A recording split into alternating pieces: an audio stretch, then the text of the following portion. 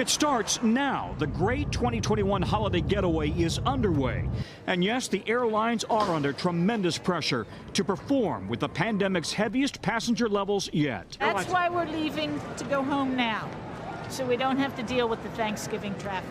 The TSA expecting to screen 2 million passengers over each of the next 10 days. It's going to be a lot of people now, and I think that's going to be a shocker. After suffering operational meltdowns and canceling thousands of flights this year, Spirit, American, and Southwest say they're ready. Southwest and American even offering incentives to employees to work over the holidays, though employee response has been skeptical.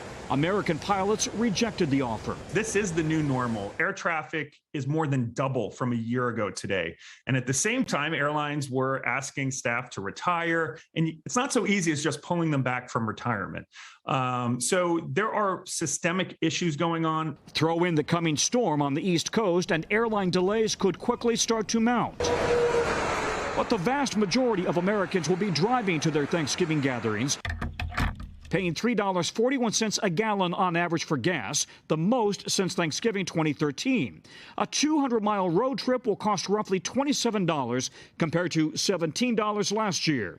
On the Jersey Turnpike today, the early birds were getting ahead of the traffic. With the flexibility of working remote and other stuff nowadays, it makes sense to leave early on if you can. Roads will be most congested on Wednesday between noon and 8 p.m., then Sunday after Thanksgiving between 1 and 7 p.m. If you're flying, check in online and arrive early. If your flight is canceled, rebook yourself using the Airlines app. Tom, I know TSA agents are facing a vaccination deadline very soon. Could that impact holiday airport staffing? Yeah. They have to be vaccinated by Monday, 3 days before Thanksgiving. A month ago, the TSA said only 60% of their officers were vaccinated. It now says about 90% are. They are convinced that they will have full staffing on Thanksgiving. Lester. All right, Tom, and you mentioned that coming storm, and that brings us to Al Roker. What are we looking at here? All right, Lester. So what we're watching is this system coming out of Canada. It's going to be bringing rain and storms stretching from Texas all the way into Ohio on Sunday. Now, by Monday, there's morning rain along the I-95 corridor.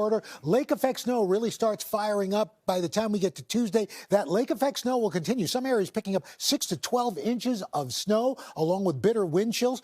Airports that are going to be impacted early next week: Boston for rain and wind, New York, Washington, D.C., Cleveland, snow and wind, Chicago, gusty winds, big hub there. And as far as the roads, Boston to Buffalo on I-90 going to be problems, and I-80 from New York to Cleveland, snowy conditions as well, Lester. Thanks for watching our YouTube channel. Follow today's top stories and breaking news by downloading the NBC News app.